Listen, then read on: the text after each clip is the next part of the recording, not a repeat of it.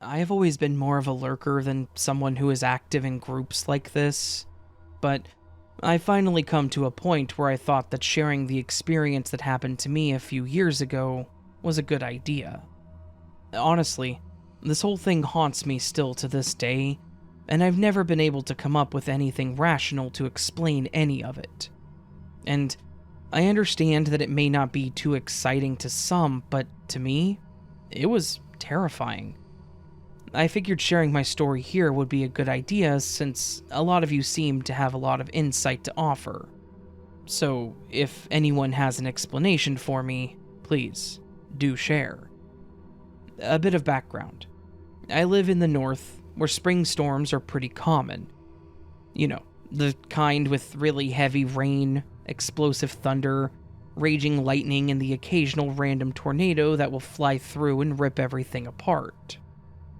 As terrifying as they can truly be, I've always found these storms to be both thrilling and eerie. But I never really thought that I would have an experience of something genuinely terrifying during one of them. The story takes place on one of those very stormy spring evenings. I was home alone. My parents had gone out to visit some friends a bit before the storm started, and because of how bad it was getting out there, it was unlikely that they would be home anytime soon. They left me with a short list of chores to do around the house, which, while annoying, was good enough to keep me occupied, since I wasn't going to be able to go outside. I was 16 at the time, so being home alone wasn't a big deal, even during storms. As the evening progressed, the storm got even worse. The wind was blowing like crazy, rain and hail were smacking the siding, thunder was shaking the glass each time it hit, and it was nearly pitch black out at 6:30. To put it lightly, it was a really intense storm. I was doing the dishes, finishing up my chore list with an episode of SpongeBob playing in the other room for noise. The lights flickered, and the TV actually shut off. The old TV had this really annoying feature or something that would cause it to completely power down if the lights flickered like that. I don't know if it was to protect it from a surge or something, but it happened any time we got a strong storm like this. Annoyed, I rinsed off the plate I was washing, turned off the sink, and went to dry my hands so I could go turn the TV back on. As I walked into the living room, I went to reach for the remote when I realized how silent and creepy the room was, despite the storm. And I think I noticed this because the silence was broken by what sounded like a whispering sound. I stopped for a second, trying to see if I could pinpoint where exactly it was coming from, but when I actually tried to listen to it, it was gone. I shrugged it off, thinking it was probably just something to do with how the wind was catching the house, and decided that I would leave the TV off while I went back to finishing the dishes. When I started washing the dishes again, I heard another voice, but this time it was above a whisper.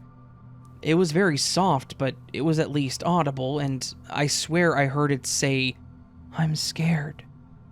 I remember when I heard it, I jumped, and I turned around thinking there was going to be someone standing behind me, but there was nobody.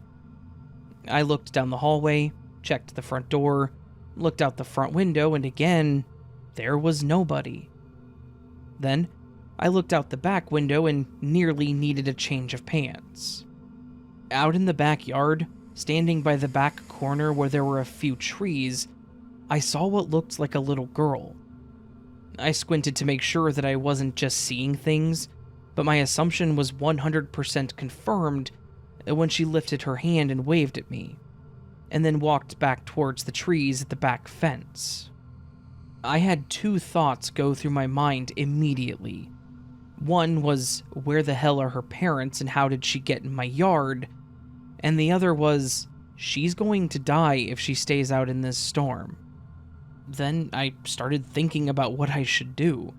Should I call the cops? Should I go out and try to help her? I ultimately ended up choosing the second option, grabbing my rain poncho, which, with how bad the storm was, did nothing, and grabbed a flashlight and started out into the backyard. I walked out and was immediately pelted by cold rain and hard winds, to the point that I was almost blown over.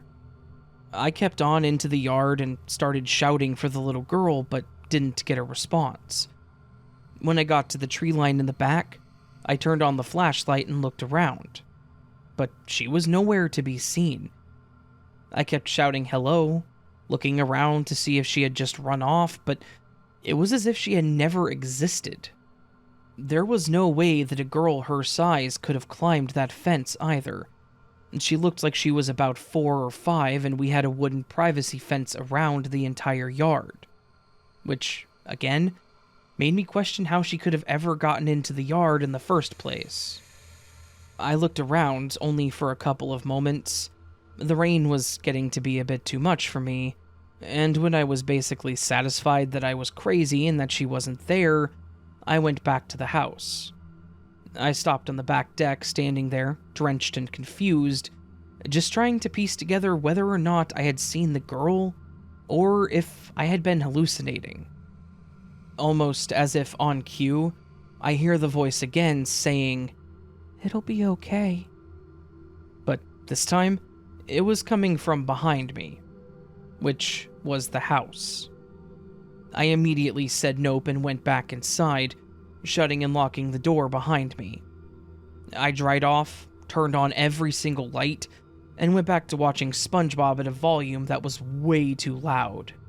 I just sat there completely ignoring every other sound that I heard from the storm, or the house creaking, and focused on the show.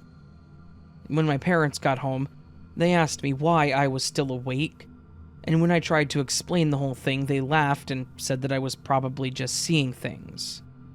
I laughed and said, yep, and then went straight to bed. I have no earthly idea what exactly this all was. Part of me is screaming that it was paranormal, as the girl didn't seem to really exist. But I don't think that it was a black-eyed kid, as she wasn't at the door or begging to come in or anything. She was just there. I need to do some more research on them, though, because I don't know enough about them to confidently say that it wasn't. But that's my story. Does anyone here have any thoughts? Was this just a spirit out in the storm? Or was this something potentially much more malicious?